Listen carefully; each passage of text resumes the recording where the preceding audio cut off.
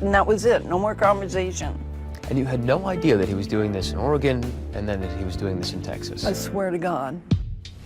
I got lucky on that one. If I'm surprised about anything, it's the fact that he was able to, remain undetected. You would think that someone in his hometown would have known him. His first 5 were in Oregon. How many of those did either Hayden or Abby know about? None. And now Abby's about to learn everything also. Scott Catt leaves the interrogation room, and the next person in is Abby. She's also under arrest, and the first thing she sees in that interrogation room is this whiteboard with the list of all the banks that her father robbed in Oregon. You looking at the board? Yeah. I saw on the whiteboard that he had wrote out some things, but I'm sure it was more than that. It struck her, the enormity of what her father had done and what he had persuaded her to be a part of. He's always been there for me. He's been the only person that I have, so it was just like, okay, almost, And even then, she says to the investigators, he's my dad, and I love him. I mean, how's your dad? I didn't know him until today. I mean, he's a pretty good guy other than what he got mixed up in here. Yes. Good father. Mm-hmm. So, I mean, a pretty normal and happy childhood. Normal, everyday kind of family, I guess. Despite the horrendous things that a parent can do to a child, in so many circumstances, that child will still find a reason to believe in that parent and to make an excuse for that parent no matter what. I've trusted him my whole life, and I continued on to do so. In the position that I was put in, it was more like, I have to do it to protect my family. That if you didn't help them, then they would do it themselves and get arrested. Exactly. If there is a victim in a group of bad guys, she would be a victim. He didn't approach her initially. He used Hayden to convince Abby to going along with the plan to rob banks. What exactly did they ask you to do to help? Just drive. Okay. Drive. When you say drive, I mean Like getaway, drive. The getaway car? Yeah. Did they ask you to do anything else? No, never, and never, not once. She's being made to believe, it's nothing, you're just driving the car, kiddo. He just said it. I mean, we need a getaway driver to drive. And Because we're gonna rob a bank. Yeah. But what anyone knows who follows crime and justice is that you can just be the passenger in a getaway car and still be equally responsible to anyone who's inside that bank. Did it seem like Abby was comfortable in her role as getaway driver? Absolutely not. I know that it was only the influence of me and my father that pushed Abby to that. I don't think anybody in their right mind would really understand how you get your children. It made you feel better when I told you the guns were fake. Dad would get hurt, or Hayden would get hurt, or they might hurt someone during this? Honestly, no. No, I don't think they would hurt anyone, and I don't think anyone would hurt them, but that's not true. But it shouldn't come as a big surprise for you that you're going to have some legal consequences. No, it's not. No, I don't. I understand that. Now, both of these kids are facing big trouble and big prison sentences. At the same time, Scott is starting to scheme. He's trying to get them to do more time so that he can do less time. Why don't you read something for me? This is your letter to Abby, by the way. Where did you get this?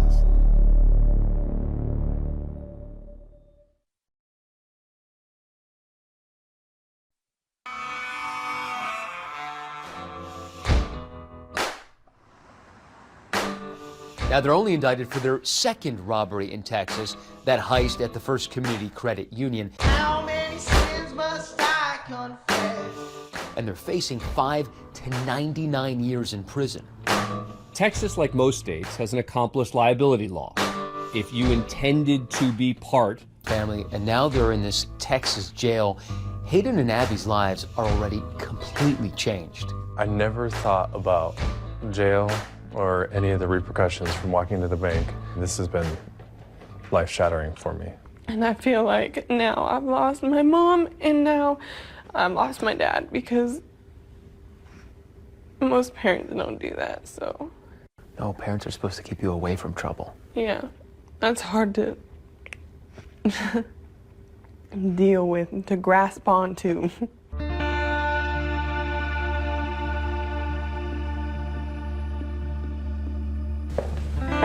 It's 2013, and I sit down with Scott Catt for a series of interviews for 2020 while he's awaiting trial.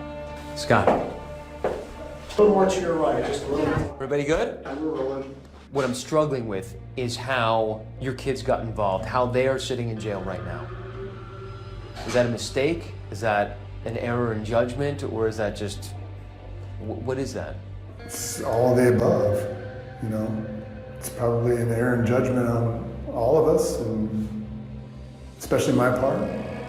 You're sacrificing your children for your own needs. So are we looking at some sort of a narcissistic personality, antisocial personality, borderline personality, maybe a combination of all of those things? When I went to interview them, Scott said I would only rob banks for my family. He wants you to believe that everything he does is in the interest of the entire family unit. That is really a bunch of baloney. This was in his blood. This guy possesses an addict's brain and a sociopath's soul. What would your mother have said about all of this? It probably never would have happened if my mother was here. What would Beth say, your first wife? What would she say about you dragging your kids into, as you said, your cesspool? I can't even imagine. Can't even imagine. I'm really ashamed.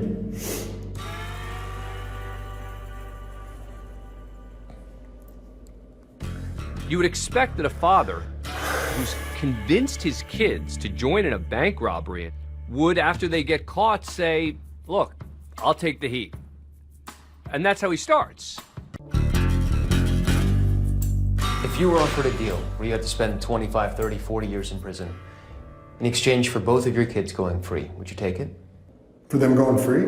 Absolutely. What about life in prison? Sure. But as time goes on, he starts talking to them about what they can do to help him. And even though all three of them are locked up in the Fort Bend County Jail, they're all in separate cell blocks, and the only way they can communicate is by handwritten letters. At this point, Abby's lawyer gives us letters that Scott sent his kids. Now, apparently, he was trying to encourage his kids to do hard time so that he can do less of it. A month later, hey Scott, how are you? I speak to Scott again. This time, I'm allowed to be face-to-face. Let's go. All right, rolling. Why don't you read something for me? This is your letter to Abby, by the way. Where did you get this? We wrote this to Abby. As long as you, Abby, are ready to do some time, I think it will better my chances, I hope. Here you are asking her essentially to do time for you. I was trying to manipulate. I'm trying to get something. Who are you manipulating? I'm trying to get everybody something that they can live with. You told me that you would be willing to spend life in prison in order that your kids do not spend time in prison. You got your kids involved in this, and you're asking them to do time for you. It says it right here. I do believe that you doing prison time will be good for me, and I know that wasn't an easy choice for you.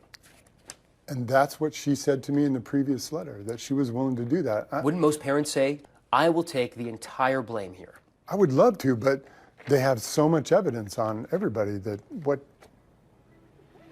are we supposed to do? Again, it seems like Scott is manipulating his kids and us. He encourages Abby to talk more about his addiction and his dual life.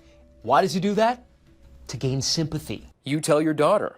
So if and when you do your interview, exaggerate about me, tell them I led a dual life involving drugs, alcohol, and women, and we can with him a little. Haha. It was a joke. I was joking around. Everything that he was doing and telling them was all for the sake of himself, for his own image. He has done research on what would make them have a better story to sell. So being a drug addict, being an alcoholic, your audience would look at that and excuse it and maybe feel sorry for him.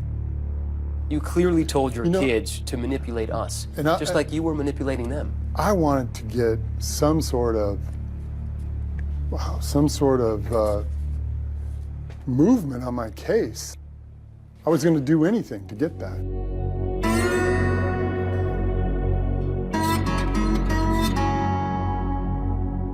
I'm just so angry about what this dad did to his children.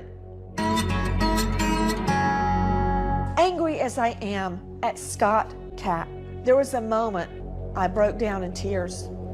And that is when, against all the rules, the sheriff allowed Hayden and Abby to see each other.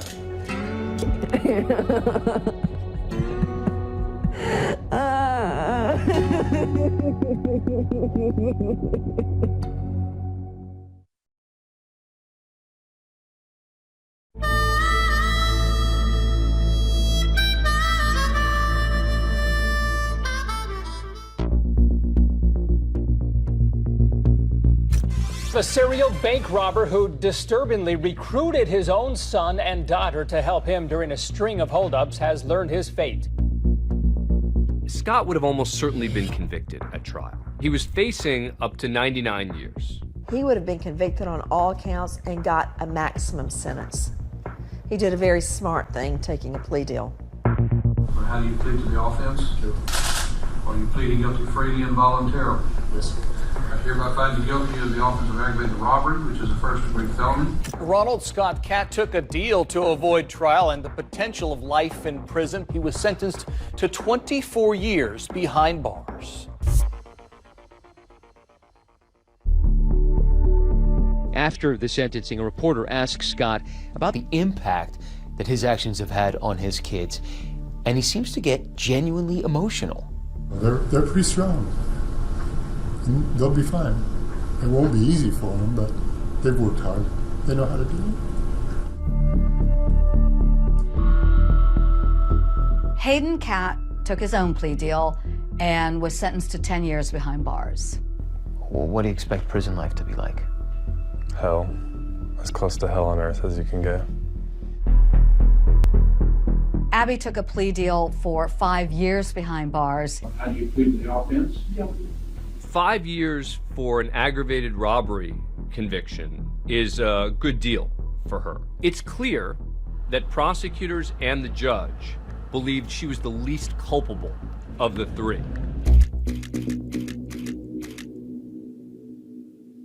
It breaks my heart that ultimately I'm the one that sent my sister to prison. Do you think that you two can be close again after this? Oh, this will never come between me and my sister. And she forgives you? I haven't asked her to forgive me. I think that the possibility that she might not is too scary a thought for me to think about. If your father were right here, Hayden, what would you say to him? I'd tell him that I forgive him and that I don't want him to carry this burden around with him for the rest of his life. And his sister tells me she feels the same way. Is what your dad did to you, is that forgivable? I've forgiven him. You have forgiven him? I have to forgive him so I can start to live a normal life.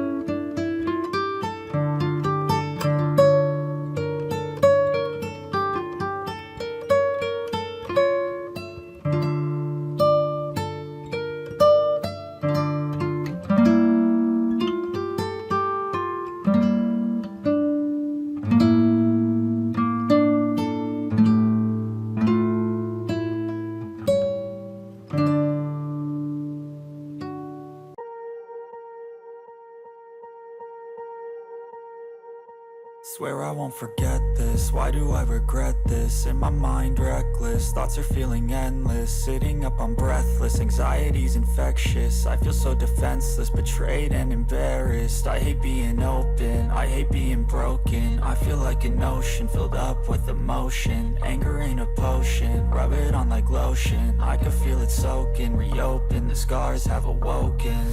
I can't move on till I let go. I feel so lost, never at home. Need to be strong, every breath hold. Cause I can't move on till I let go. I can't move on till I let go. I feel so lost, never at home. Need to be strong, every breath hold. Cause I can't move on till I let go.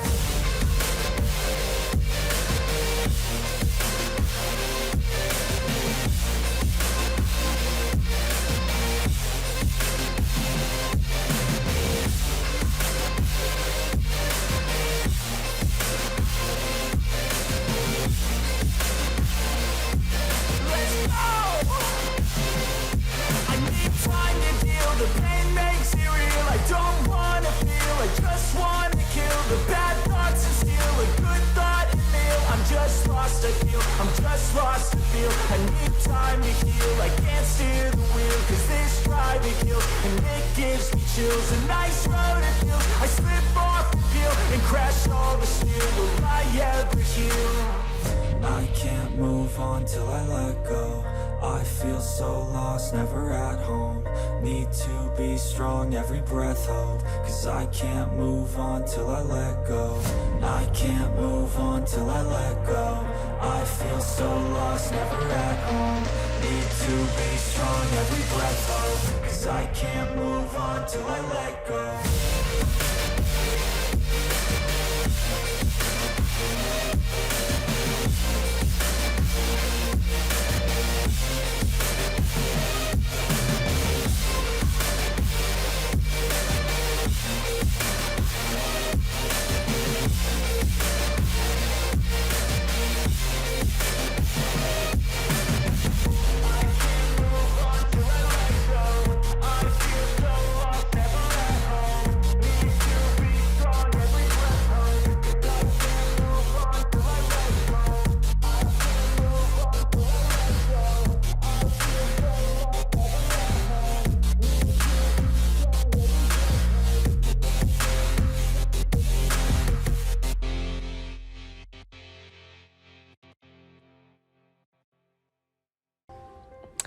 I don't want hate, anger, any of that in my heart. Now, the three of them, father, son, and daughter, are in the same jail, but they're separated. And for Abby, who tells me that her brother is her best friend and her soulmate, being separated from Hayden is devastating. I think we both hate to see each other in this situation. And there's just nothing we can do for each other, you know. I feel like I can't help him, and I can't comfort him, and it makes me sad. Okay, I want to show you something. So as we're sitting there interviewing Abby, we've got a surprise for her. Okay, so boom. Just boom it. So you may notice something's happening. Yeah. Sheriff Troy Nels makes this unprecedented gesture. He's allowing Abby and Hayden to meet. This just doesn't happen.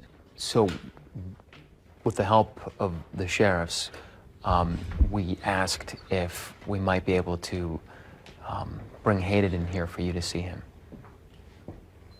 If you're okay with that. I thought you might like that. So they're going right out, and he's gonna sit here. Look at that smile.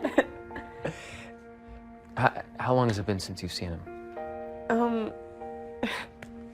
Since I've talked to him, a year. Jailhouse rules are strict. Hayden is brought in shackled hands and feet, and the rules say no touching. But Hayden and Abby just can't seem to help themselves. Hi, Abby. You- Are you doing okay? Yes. Okay. I'm just happy to see you. Yeah, me too. Abby, I'm sorry, okay? I don't blame you for anything, kid. Just know that I love you forever.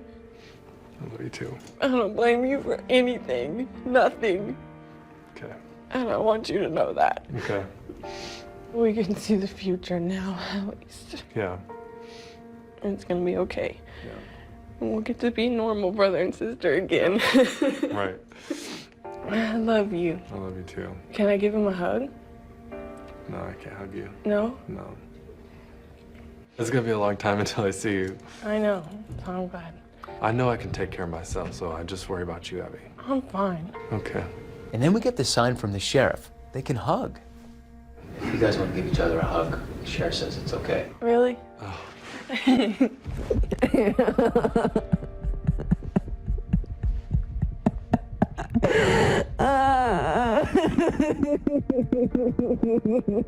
It could be 10 years before they see each other again. And if you listen closely, that's the sound our mics pick up of their hearts beating. When I heard that heartbeat, I said to myself, please, please somehow let them move ahead and break the chains of that father and live to have happy lives.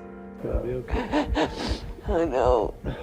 It's just gonna be a couple of years until I can see you. When they asked me, is it okay for Abigail to hug her brother Hayden, I felt, why not? She needed that. They were kind of desperate souls there at that point in time.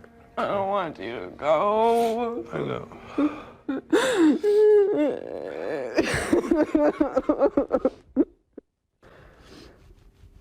Thank you for the hug. I needed it. I know.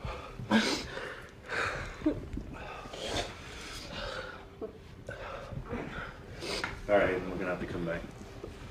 All right, Abby, be strong, okay? I love you. Abby, I love you too. I'll see you soon. Okay, bye.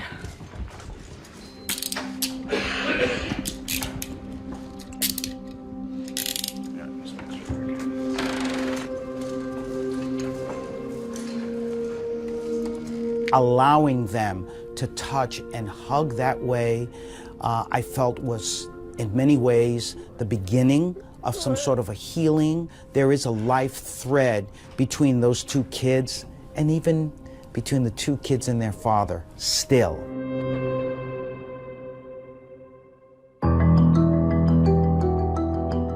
You know how a lot of people see a program on television and they go, oh, that's so sad, and then they forget about it? That's not what happened. Turns out a 2020 viewer who actually works at the jailhouse saw the program. Tonight on 2020, the unbelievable story of a father who turned his own kids into hardcore criminals. Saw Abby and decided to open up her heart and her house to her, taking her in after her sentence was up. Abby, this is your new house. Fairy tale ending, right? Not quite.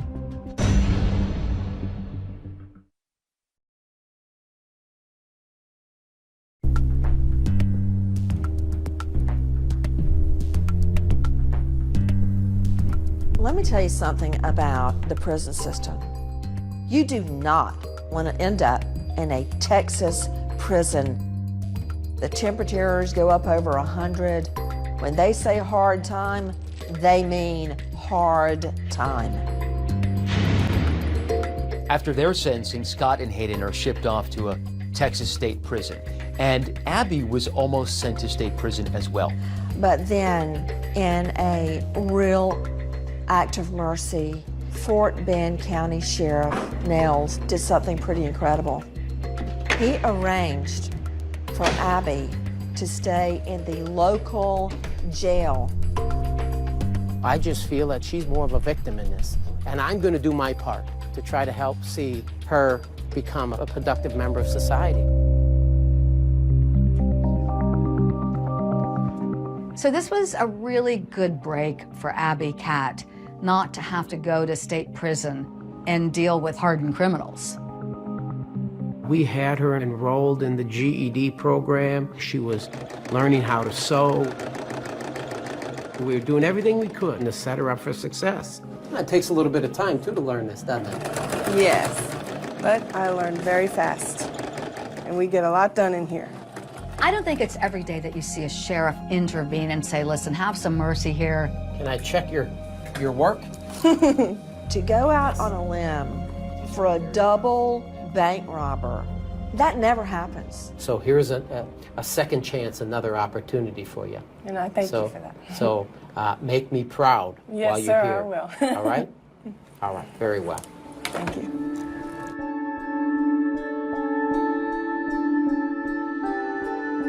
I've been here for just over 2.5 years. Since the last time you saw me, a lot has changed. Emotionally, I'm doing a little bit better. And I have become a better and stronger person in here. Abby apparently had no visitors while she was in jail. But her aunt and grandmother traveled from Oregon to the jail in Texas to visit Abby, and that's the first time they have seen her in 3 years. It was so emotional seeing Abby. Look at you. I had so much hope for her, and all I could do was just give her a big hug and tell her how much we loved her. Oh, I love you. But this visit is also a cause for celebration because Abby learns that she got parole, and that means she's going to be released in just a few months. Do you know how lucky you are? Yes. Okay. You've been given an opportunity here that many others don't ever get to start a new life. Abby's new life on the outside is going to start with a woman she met on the inside, a volunteer sewing teacher named Susie Gregory. See how you... Now, Susie Gregory is a married mother of 2 grown sons.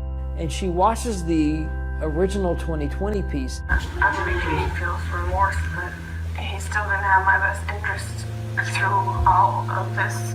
Becomes very emotional about it. And she was open enough to try to give Abby a second chance. We watched the 2020 show, and I said, this is just wrong. She should not be in jail for this. And I just felt like God put me in that sewing room for Abby. I couldn't balance robbing banks, driving a getaway car with the sweet little girl in the jail. They didn't equate. There's something wrong with that equation.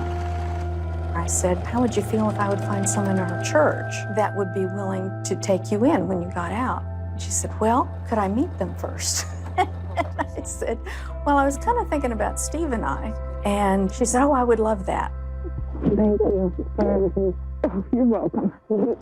It's pretty extraordinary that a volunteer sewing teacher at the county jail finds it in her heart to open her home to Abby.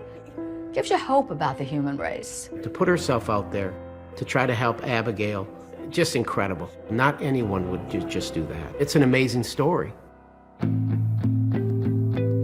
Abigail Cat will be released today, and it's an exciting time for her.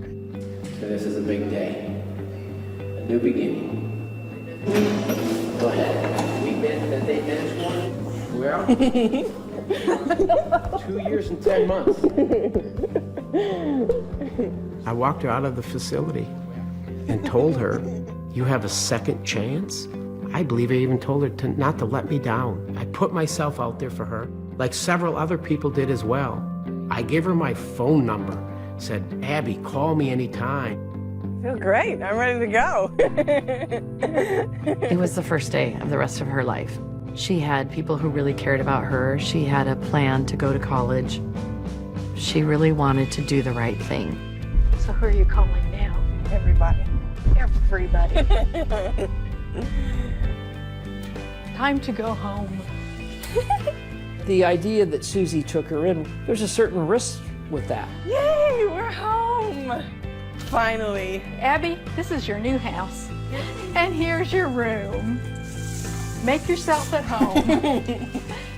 It's not uncommon for people like Abby to get out of jail and in a short period of time stumble. Abby did well after being released from jail, and then I think her demons started to creep in. Abby's future looked so bright. It didn't work out that way at all. And I put the blame squarely at her father, Scott Katz's feet. In your wildest dreams, did you think that within a year you'd be back in doing time? No.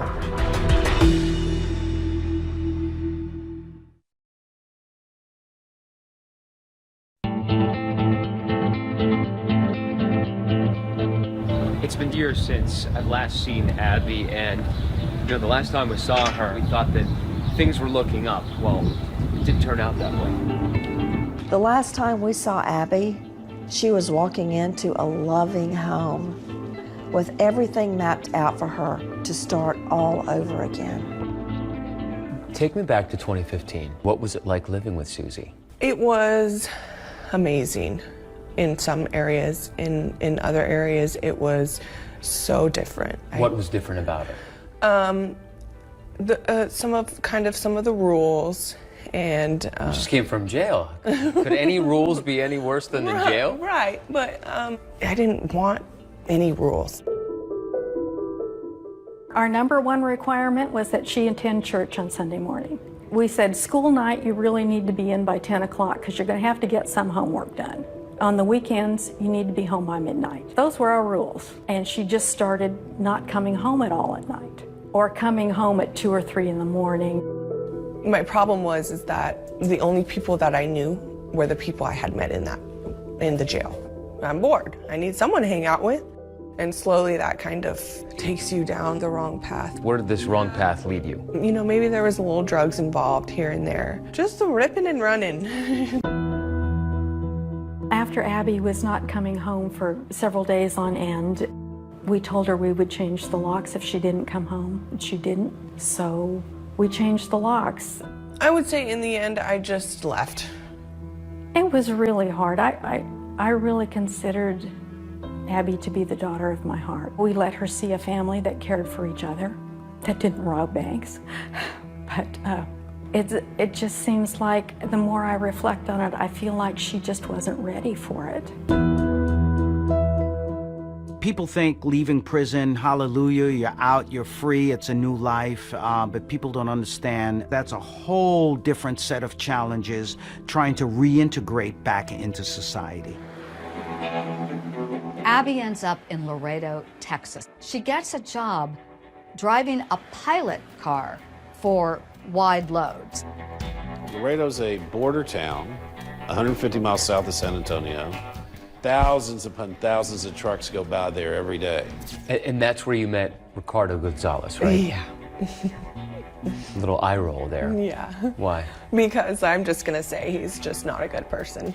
When you look at Ricardo's rap sheet, which is really quite long, one after another arrest. He's got convictions for theft, aggravated robbery, terroristic threat of a family. We all hung out and partied and... Can I ask what that means? Because I'm twice your age, I don't even know what that means anymore. Partied, there's, well, obviously alcohol and maybe some cocaine and, some weed, stuff like that. Whatever, I don't have another choice. That's kind of how I felt. I don't have another choice. We'll see where this goes. Where did it go? Jail.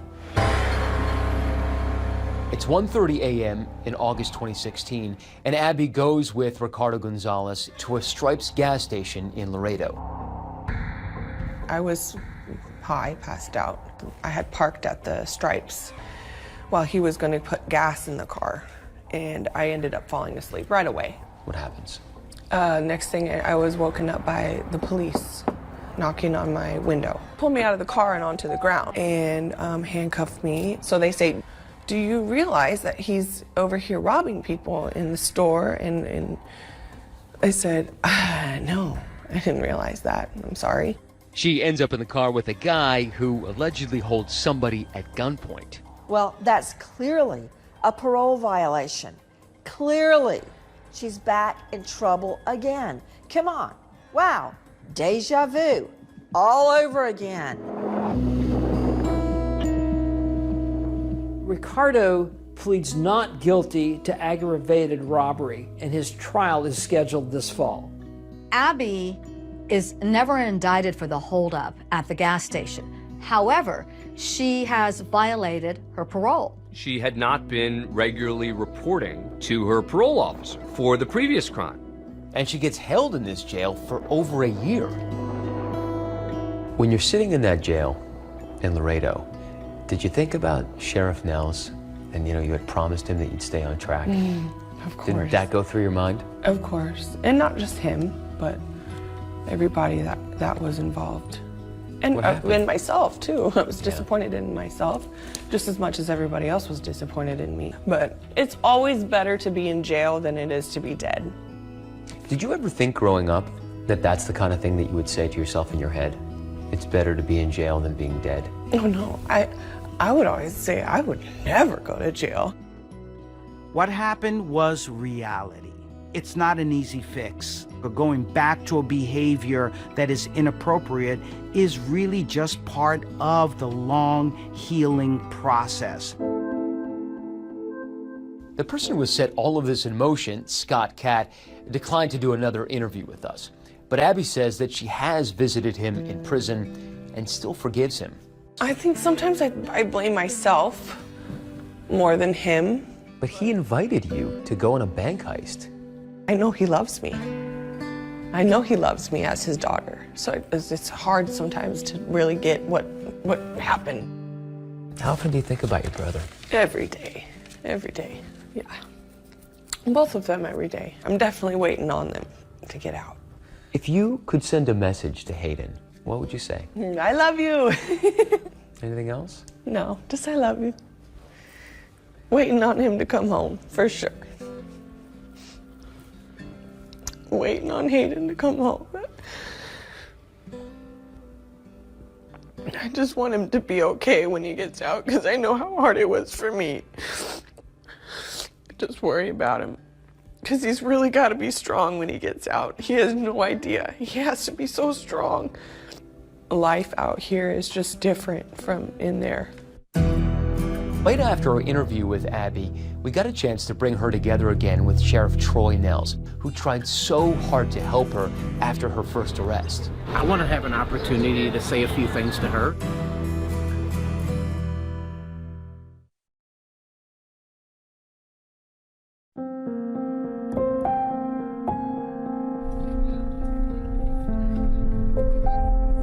Now turning into the small road that leads to this prison in the middle of, it's like prairie land.